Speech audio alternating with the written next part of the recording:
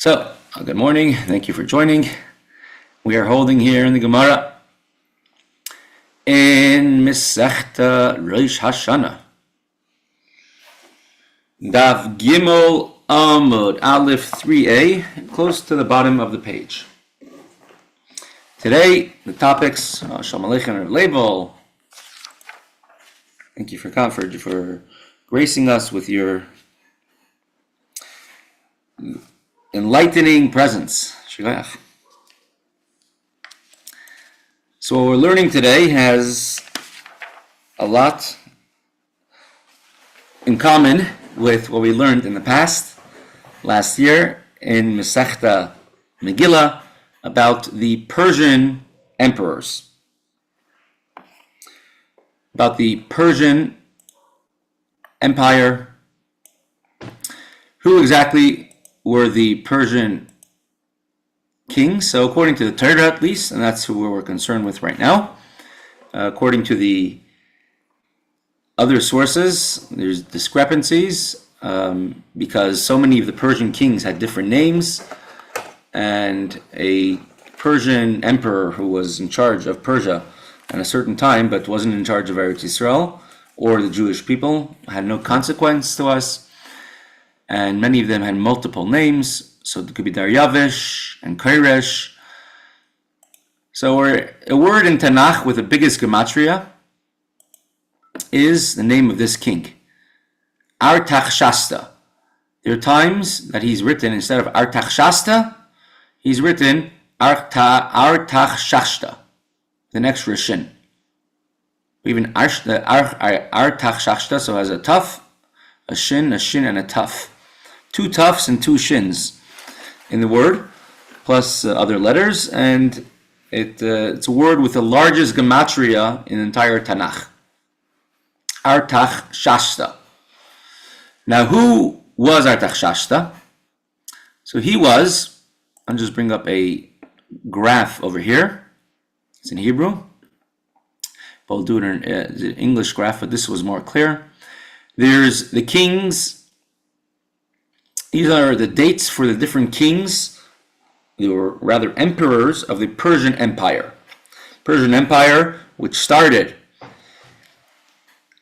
after Nebuchadnezzar. Really, he could say he's the first Persian emperor, but he was of Bavel, of Babylonia. And later on, his son, Nebuchadnezzar's son, Belshazzar, became emperor after him. He was killed, and then Koresh became the king, and eventually continued from there to Achashverosh, Daryavish. So there's Darius the Mede, Koivesh Bavel, he conquered Babylonia in the year 3389 from creation. Koresh, the next year, became the king, took over Darius. Shalom Aleichem, Rebbe Shmuel, thank you for coming, for joining. The next year, after Darius the Mede conquered Bavel, there came, Shalom Aleichem, Mr. Nadich, he became Koresh, the king of Persia, who gave permission to build the Holy Temple, and it lasted only 6 months, and then he put a stop to it. Then Achashverosh came and was king afterwards. He was king for 14 years, and rather, you could say 14 years altogether. In the 12th year of his reign was the miracle of Purim. Then he was, as the Torah doesn't say, but the other sources say, that his son, Darius, killed his father, Achashverosh. And now Darius became the king, the ruler of the Persian Empire. Either Daryavish was a biological son of Esther, either he was not a biological son of Esther, either he was 6 years old, 14 years old. At any rate, King Darius, in the second year of his reign, gave permission to build the Beis HaMikdash. And all the Jews went up, and they built the second Beis HaMikdash. They continued building the Beis HaMikdash. It took them 6 years, from 3406 to 3420, 12. Rabbi, just a side point. Darius would be Jewish, right? Because he was Esther's son. Right, correct. Darius was Esther's son, so he would be Jewish, correct. There was a discussion if he's Esther's biological son, or perhaps was somehow adopted by Esther in other means. And there's discussion about that and reasoning for each side. But in a simple understanding, Darius was Esther's son, and he would be Jewish as well. Good point.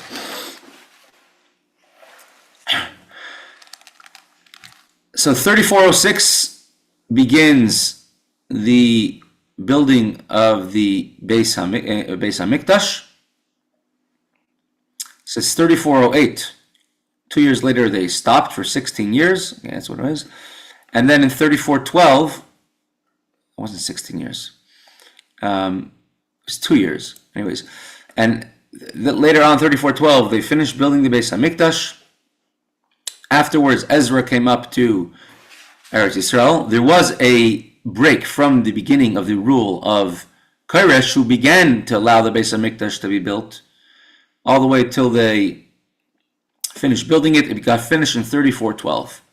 So the second Beis HaMikdash started in 3390, finished only 22 years later. 3412, in the meantime, you had Achashverosh, you had Koresh, you had Darius for several years.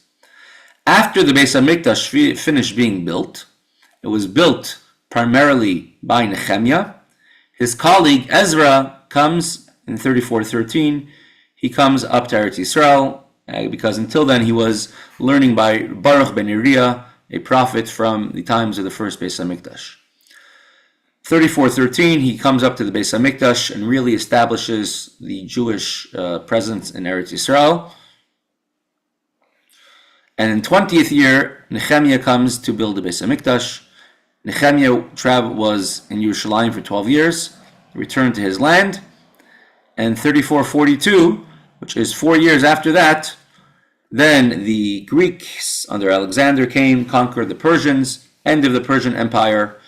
And now we started being under Greek rule under Alexander until that led to the story of Hanukkah. Based on this timeline, it's important to keep track of some of these dates to understand the next Gemara. So let's go straight to, how did that happen? Straight to the Gemara. Without further ado, Amar Rav Chisda, says Rav Chisda. Our Mishnah had taught us that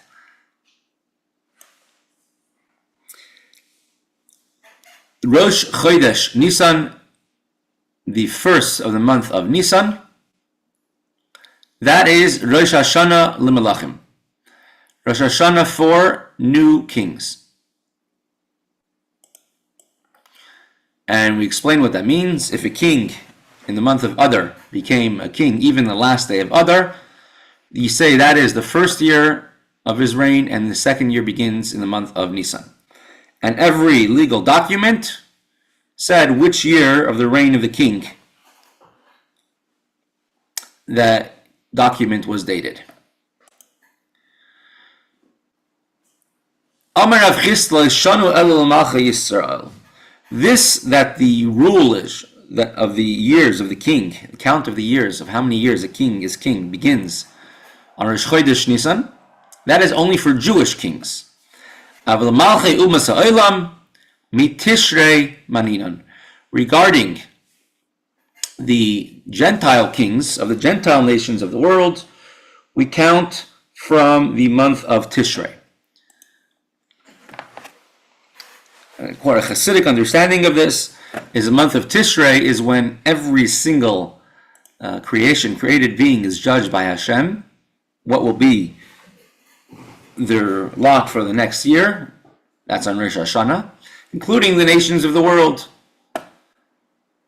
Idovi, Shalom Aleichem. Aleichem Shalom. On Rosh Chodesh Nisan, Nisan is Nisim, miracles. As we learned previously, the argument of Rabbi Eliezer and Rabbi Yeshua on Daf Yud in Mesechta Rosh Hashana.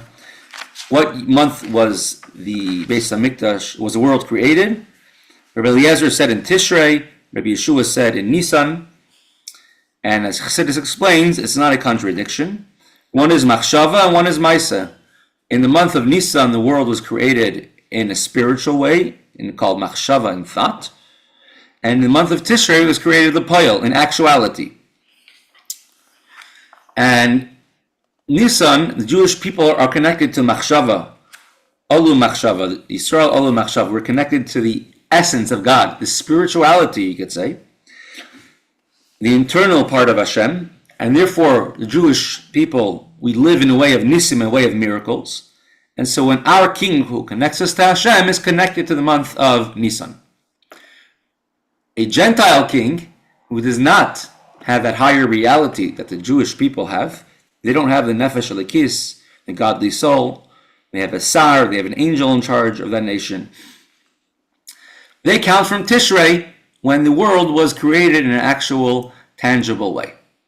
So says Rav Chisda, that you only count the beginning of the years for a king in a document from the first of Nisan, only the Malchei Yisrael regarding to Jewish kings. The Malchei Umas Ha'olam for the Gentile kings, Mitishrei Maninan, you count from the month of Tishrei from Rosh Hashana. So if a king became a king of a nation on the 29th of the month of Elul, that's his first year, and on Rosh Hashanah is already the second year as a king. Now, of course, this is talking about in the times when the Jewish people had their own Sanhedrin and their own, or at least Batei Dinim in Eretz Yisrael. For example, let's say they were under the rule of the Persian Empire, as the Gemara will bring examples from Tanakh. But nowadays, when we live in nations of other lands, we have to go according to the local rules or the local way things are run. So if you're living in a country which has a king, if you live in the UAE or the Dubai, you're going to write this and this amount of years to the king, the way they count it. Shenemar, as it states in Nehemiah, right at the beginning of Nehemiah. Let's bring this up, right over here. Divrei Nehemiah ben Chachaliah. These are the words of Nehemiah, the son of Chachaliah. Vayhi b'chodesh Kislev, and was in the month of Kislev, b'shnas Esrim, in the 20th year, Nani Yisi b'Shushan Habira. I was in Shushan, the capital. As very soon the Gemara will elaborate on this verse a little bit more. There's an old European Jew came to the U.S. for the first time. He barely spoke English, but he thought he spoke English very well. So he asked for directions. He wanted to go toward Washington, D.C. So finally, people always ask him, he's asking, when he came back, what does Washington, D.C. stand for? He says, Washington, the capital.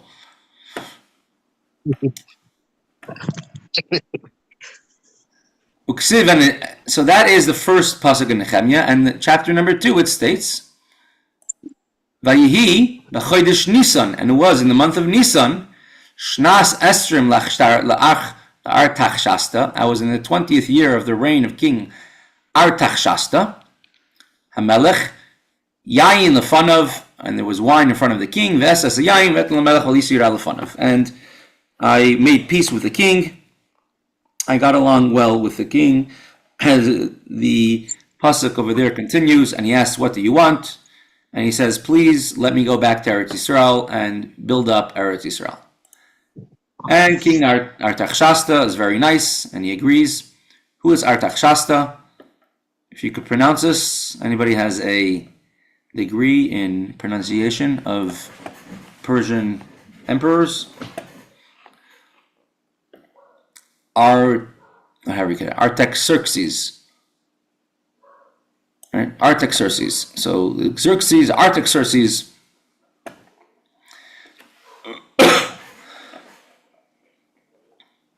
And that's where he's buried, and we've gone through this more at length in the Mesechta Megillah. So Artaxerxes, he was the one who was a king. Let's go back to the timeline over here. This is Daryavish, King Darius, and now is King Artaxerxes.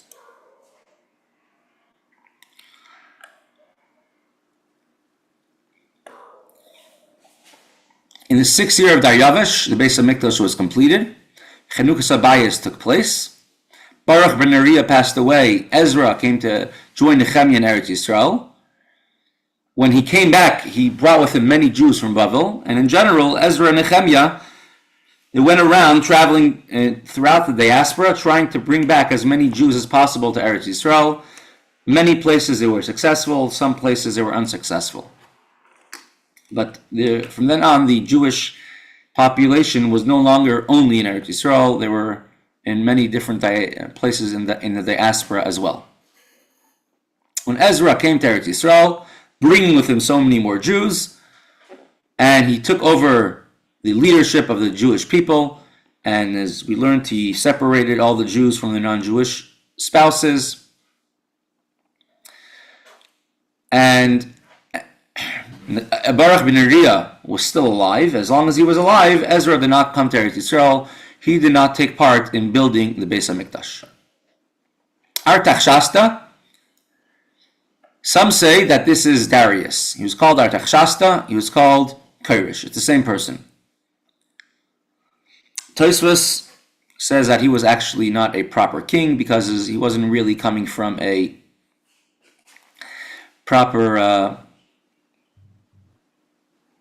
Persian lineage because his mother was Jewish.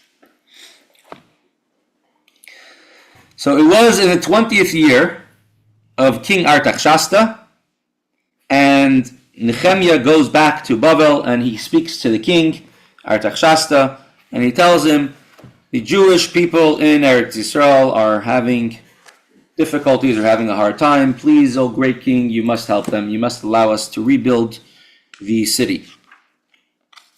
And he agrees.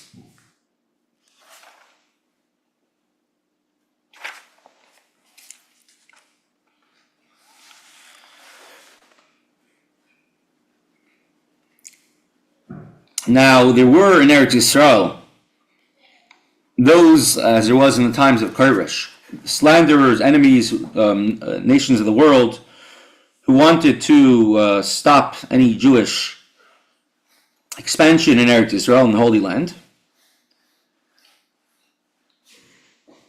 So they wrote slanderous letters to Daryavish, to Darius, and that's why Nehemiah had to go and speak to Daryavish, travel back to Bavel, and Darius wrote a letter, give the Jews whatever they desire, and let them build the Beis HaMikdash, let them bring Korbanos as much as they want. And Ezra, when he traveled from Bavel to Eretz Yisrael, it was a long journey. Nowadays, a missile to go from Iran to Eretz Yisrael doesn't take too long. The good news is, a missile from Eretz Yisrael back to Iran doesn't take too long either. But it took 6 months, almost 5 months, for Ezra to go from Bavel to Eretz Yisrael. He left in the month of Nisan, and he arrived in Eretz Yisrael in the month of Av, going from Persia, Shushan, all the way till Eretz Yisrael, because he was gathering as many Jews as possible. 12 years after Nehemiah came to Yerushalayim, he went back to Bavel and he missed the entire Greek conquest. Continues the Gemara. Midikoye bekislev, v'korilei shnas esrim. The first verse of the entire Nehemiah, these are the words of Nehemiah in Kislev of the 20th year. and it calls it year number 20. V'kali ben Nisan v'kali leishnas esrim, chapter 2, which is a little bit later. And chapter 2 states, and it was in Nisan of the 20th year. From there we see, Miklal, the Rosh Hashana, Lav Nisanu, it must be that the beginning of the new year for Gentile kings, for non-Jewish kings, cannot be in the month of Nisan. Otherwise, the new year of Nisan, which would have began in Nisan, would have made King Darius or King Artaxerxes 21st year of his reign.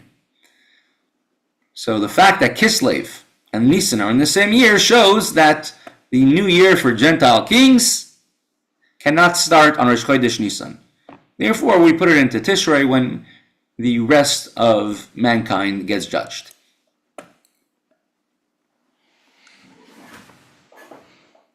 The Gemara asks, Bish lamayach mifaresh l'artachshasta, Elohim maid l'artachshasta, Dilma Lavinia, turning the page to 3b.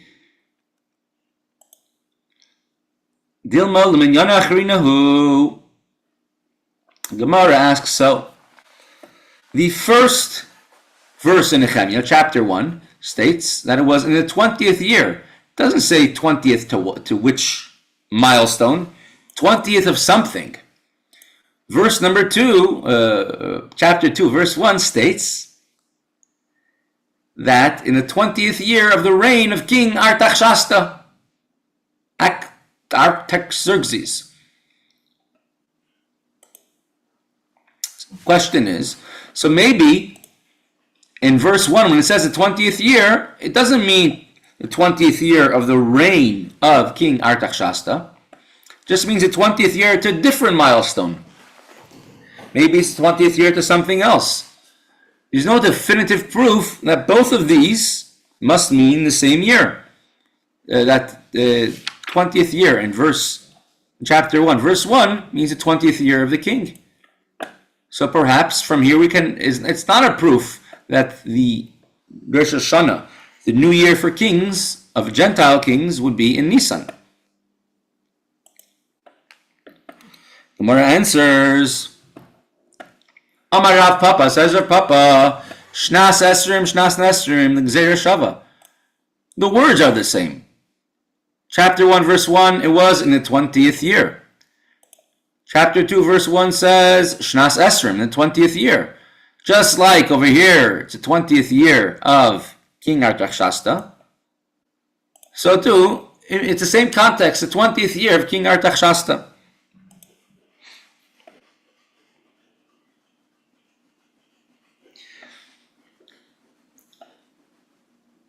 Amar of Papa, Shnas Esrim Gzeira Shava. We juxtapose the term 20th year, and just like Mahasam Artaxerxes, just like the 20th year may be inferred in chapter 2, verse 1, as the 20th year of King Artaxerxes' reign, so too, in chapter 1, verse 1, we're talking about the 20th year of King Artaxerxes' reign.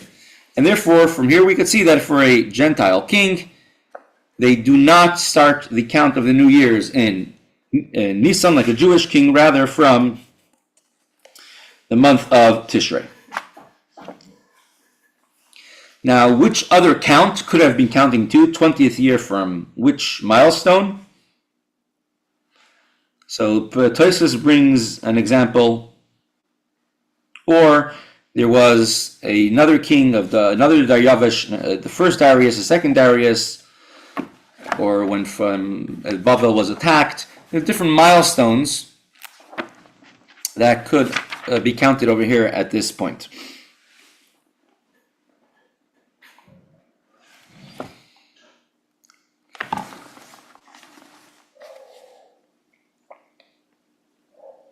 Now, a very interesting point on what it says over here in this Gemara. It's from a sefer, Chassidish Rebbe, called Igner de Kala. It says the Jewish people, the first mitzvah they were given is HaChodesh hazeh lachem. This month for you is a new month.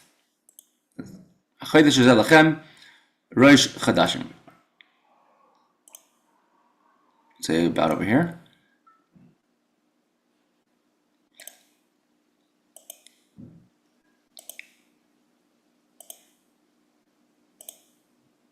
Here it is. And God spoke to Moshe and Aaron in the land of Egypt right before the plague of the first killing of the firstborn. This month, the month of Nisan, the month you're in, shall be for you the head of the year. Rosh Chodesh Nisan, as we learned earlier, is the first of the months of the year, not the first month of the year. And then the next thing Hashem tells Moshe Rabbeinu, tell the Jews, get ready. On Yom Nisan, we're going to bring a carbon Pesach, a Pesach sacrifice. And he says, "L'kachtem agudas Esav." You should take a agudas Esav, a bundle of cedar, hyssop.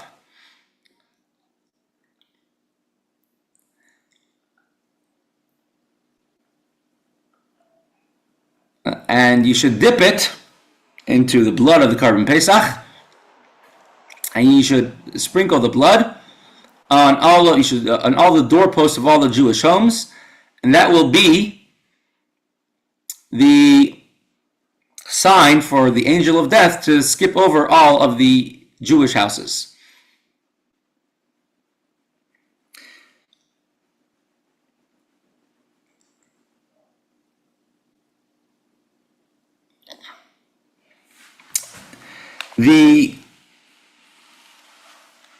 Where's it? Over here. Here it is. You should take a bunch of hyssop and dip it in the blood that is in the basin. Touch your two doorposts and the lintel, and that will be the sign that the angel of death should not come. Now, what does it mean, a bunch? A bunch means not one, because that's only a single. Two is not a bunch. The minimum for a bunch is 3. 2 is just a pair. And Hashem will destroy the firstborn Egyptians when he sees a 3 or more grasses or agudas esav, hyssop, cedar grass, and Hashem will skip over the non-Jewish houses. Now, which 3 people in Yiddishkeit are we always referencing to? Who are our 3 fathers? Avraham, Yitzchak, and Yaakov. They are the ones who protect us. Until then, until this point, it says, "Achodesh hazeh lechem rosh chadashim." Hashem tells the Jewish people, this month shall be for you the head of the months. Chodesh comes to the word chadash, to new. Hashem is introducing to the Jewish people, there's something new going to start happening right now.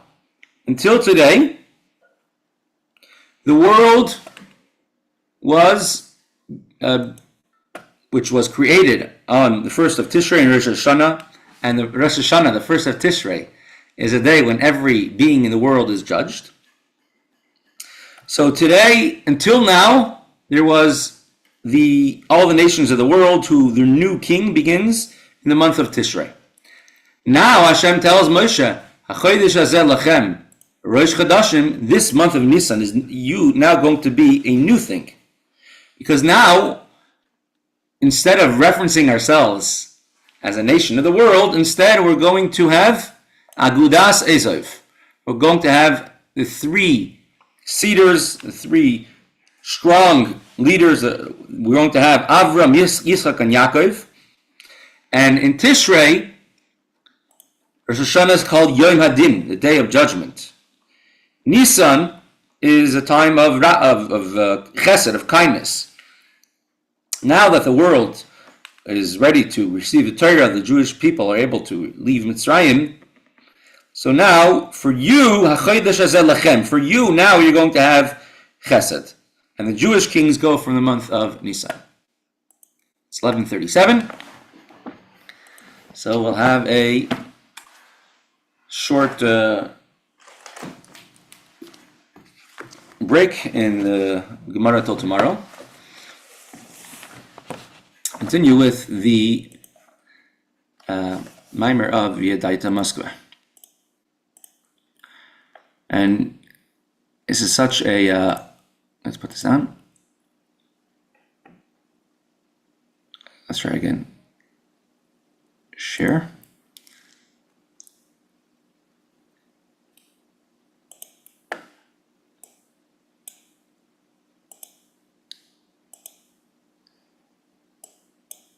Here it is.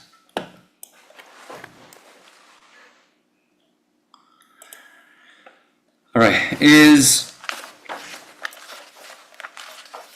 we're going to discuss about something today I think many people are very familiar with, which many people would love to be more familiar with it. But money is, of course, what the world goes around on, at least now at this point, before Mashiach comes. The Rebbe actually brings down that when Mashiach comes, it's going to be so hard to find someone who's poor, and when a poor person is walking down the street, people will be running after him, please stop, take money from me, let me give you tzedakah, I want to have the merit of giving tzedakah. Because it's going to be so rare to even see someone who is poor at that point. This mimer now is going to continue to and repeating a lot of the content of the last part of Kunter Somayan, our attitude to how we make money, what we know about money, and realizing there's no need to be protective over our money because, like everything else, it's only elikim. It's only the external, it's a natural means of doing things, but at its core is Havaya, Yudke Vavke. So let's read it inside. Ukumaisha Amar, Hayizbar Hagarzin ala Chaytzev. A axe cannot boast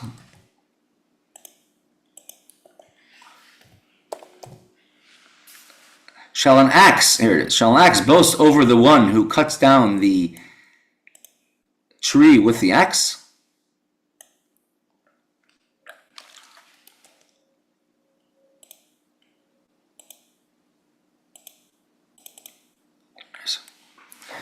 Although the trees are cut with the axe, it's a person who does the cutting. Right? You're not going to say, everyone let's praise the big crane which built the building. Rather, the person who built the building is the one who you're going to give all the credit to. A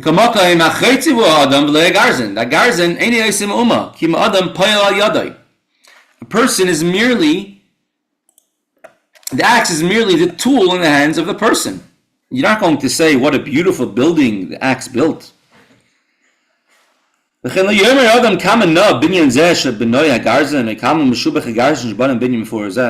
How great an axe, which for building such a building. You're going to praise the person who built the building, and then you're going to put his name on the building.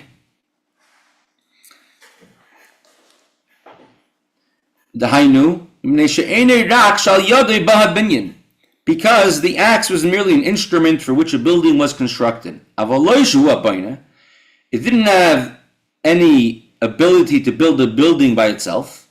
The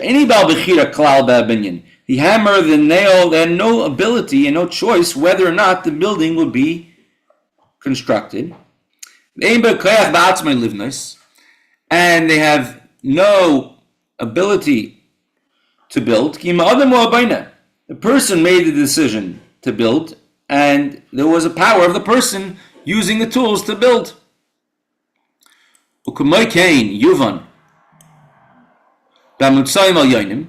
So too it is understood in the intermediaries which Hashem makes in this world. They're merely acts in the hands of the chopper. Hashem's brachas go through this particular item.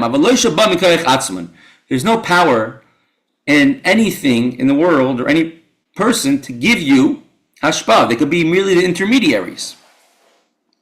They have no free choice in to give you or not. Who's the giver? The giver is godliness, Hashem.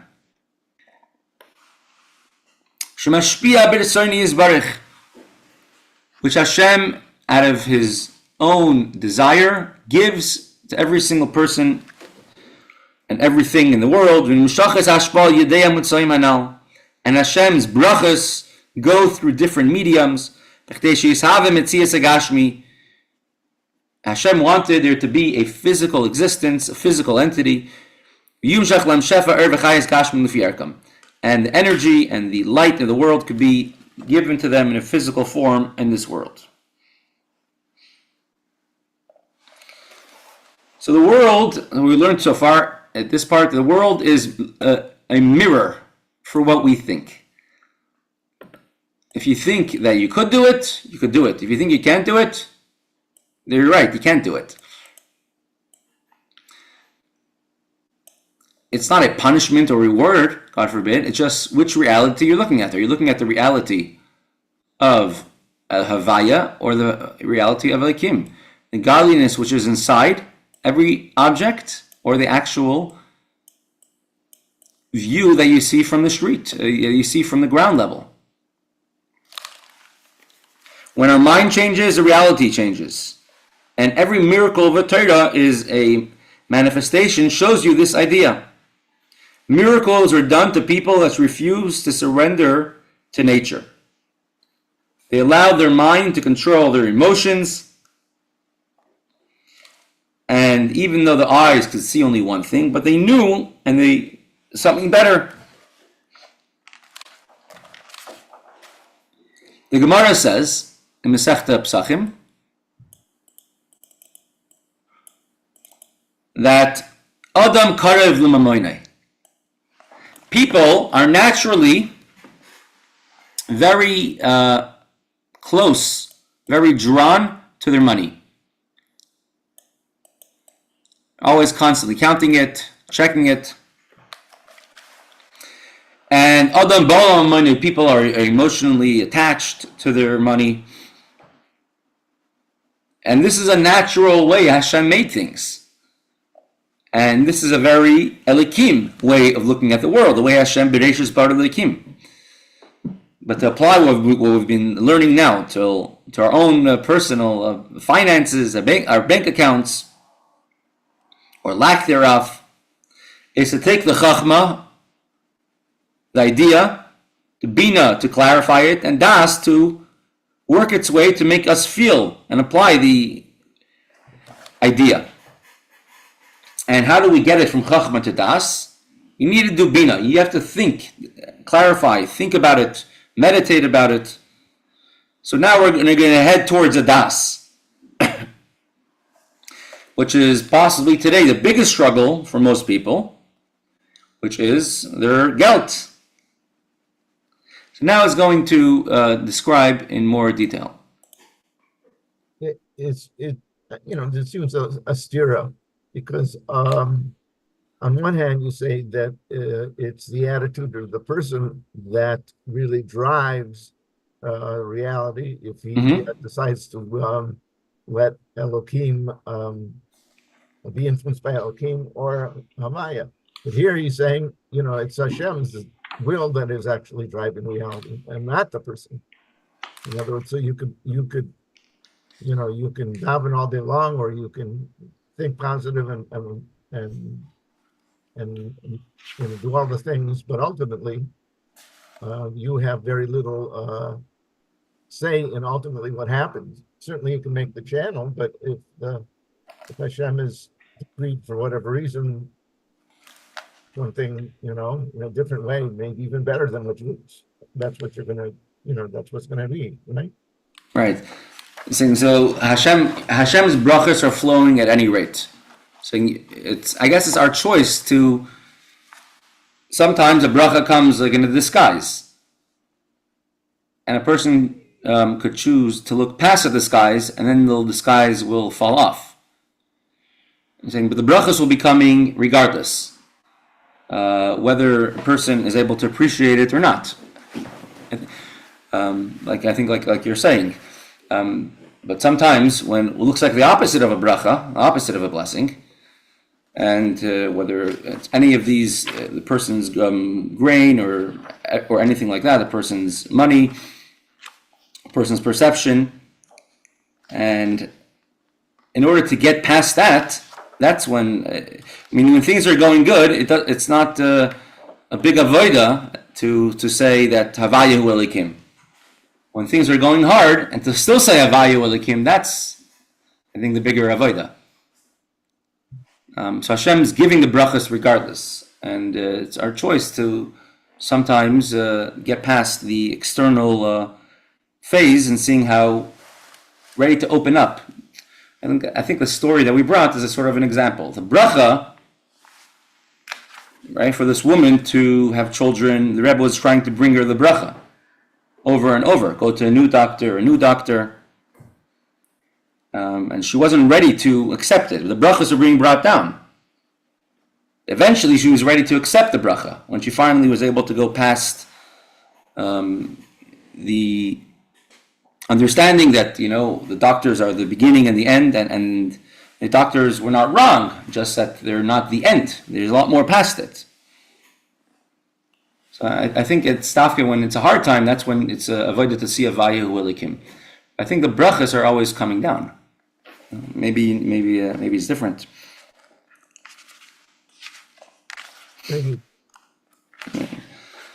Maybe you could find another deeper beer. Right. So the Torah says, "V'rachacha Hashem Elokecha" in Parshas Re'eh, "B'chol asher taseh," Hashem will bless you in all that you do. She'adam tzarich lasos v'lasik b'asiyah gashmi. A person must do.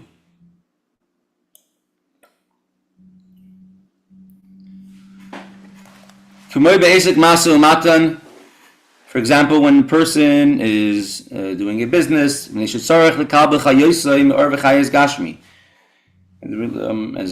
at length we spoke about, and I'm sure we could always, or at least I could always use a review. The person receives their blessing from Hashem. They have to do an activity, some physical activity, because we're put into a system where that's what you have to do. You have to push the buttons. If people were able to be just living off of spiritual pleasures, for example, if a person could just live off intellectual achievements a whole day, then you never have to go into work, never have to go make a business, never have to buy food. You unlock another achievement. But we're in a system Hashem put us in where we have to also do some physical activities to receive the blessing of Hashem. And for it to for money to play its role in Hashem's scheme of things, it's important that it should seem that the money did not come from Hashem. It has to go through a disguise of Elikim.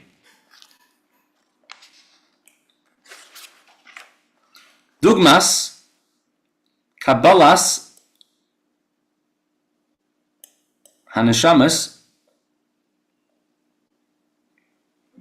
Gan Eden. Similar when it comes to Gan Eden, the world to come, paradise. The neshamas there, the souls over there, they don't need to eat food to get full. What do they have to get full? They also have food, but a different type of food. Understanding. Imagine you wake up in the morning and you're hungry. In order to get full, you learn a mimer. That's what Gan Eden is. There's a nice line that says that's also where Gehenna is. For some people, it's Gan Eden. For some people, it's Gehenim. It's a big room with a lot of Gemaras on the table. For some, it's Gan Eden. For some, it's Gehenim. But that's what it is in Gan Eden. You learn Torah, you learn godliness, and the more you learn, the more you. That's your food that's how you live. Your daily fix of food, of sustenance in Gan Eden, learning Torah, learning godliness. In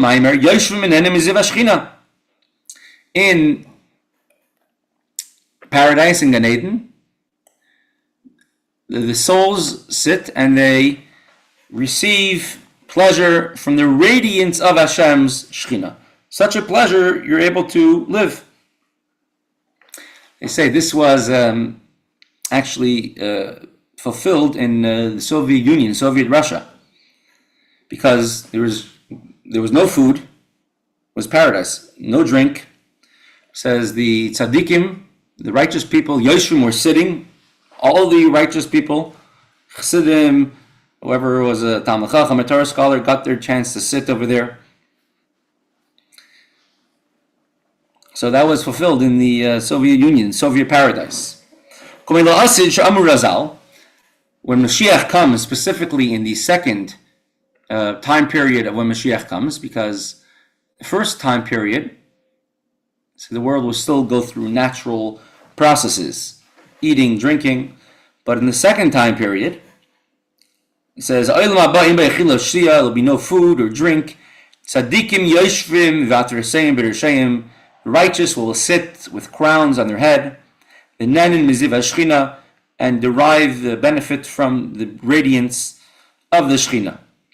Harebit dugmas, chayos, kabbalah sachayos, achshav mechila shia gashmi, kenyeh la'asi, kabbalah sachayos mashyanam miziv hashchina. So just like today, presently, you need food and drink in order to eat. Unlike the famous Chaim story about the farmer who was trying to train his chickens not to eat and drink, and every day he was lessening the rations till he finally trained them, and then they all died right before he finally was able to train them. Now we need to eat and drink, and if you don't, then the person is not able to live. So too, when Mashiach comes, we'll also have to eat and drink, but not physical food. Our energy is going to come from the Shekhinah, rays of the Shekhinah, and which Moshe Rabbeinu had that for 40 days on the mountain. Az lo yiyeh hayatzarech lasek be'esek b'asiyah gashmius. Mashiach comes, you're not going to have to work at all. You're going to have to do one thing, and that's make sure to get your daily fix of the rays of the Shekhinah. But we're not holding there yet. Once we hold there, things will be different, but we're not holding there quite yet.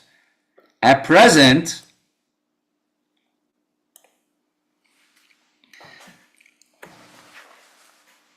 however, at present, currently, it is necessary for us to receive our life in a physical manner.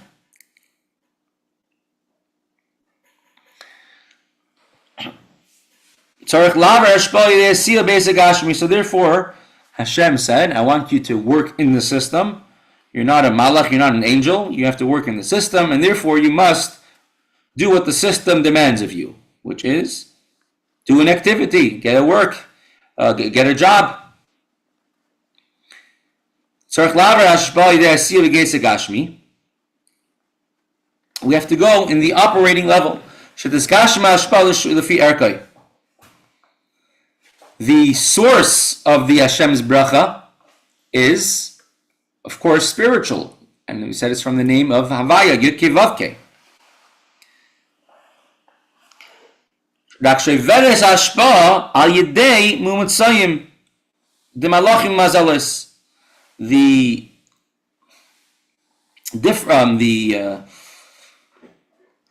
brachas of Hashem, the blessings that Hashem gives us, goes through different mediums. There's a famous joke about there was a person who was very poor. He wrote a letter to the wealthiest man he knew of, which is Sir Baron Rothschild. And he says, I'm very poor. Please send money. Could you please, I need $1,000 to live for the next year. And he didn't even know how to send a letter. He just put it in the mail. And he put it, in the, he put it in the mail, and he sent it off. Or he killed the joke. You see, he sent it to God. He sent it to Hashem. And he wrote the letter, Master of the World. He didn't even put a stamp. And the the postman didn't know what to do with the letter. Master of the World, who could it be? He decided to send it to Sir Rothschild, a wealthy man, and he sends it to him. And he gets the letter. He's so touched. He says, this person is so sincere. And he went and decided to send him $100 in the mail. And the person the poor man receives $100. He sends a letter back. He says, God, dear God, Master of the World, thank you for sending me $100. But next time, please don't send it through Sir Rothschild, because he kept 900 of it for himself.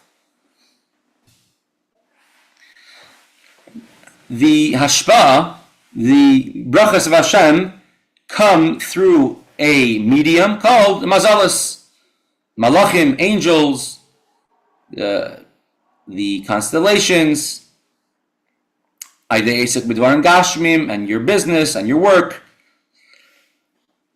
And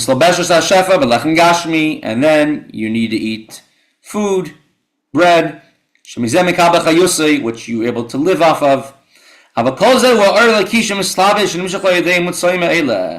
Everything is no more than a pathway for the brachas, the light of Hashem, which is coming in through them.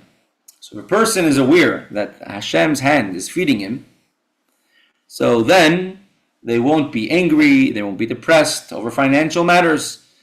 They'll always be at peace and happy, knowing that I'm using the tools which Hashem gave me. So if he has competitors, I'm not going to feel threatened. Bosses want to fire him, or the clients are threatening to find different someone else. He knows that Hashem alone is the source of his livelihood, and therefore there is no fear. And shliach, thank you.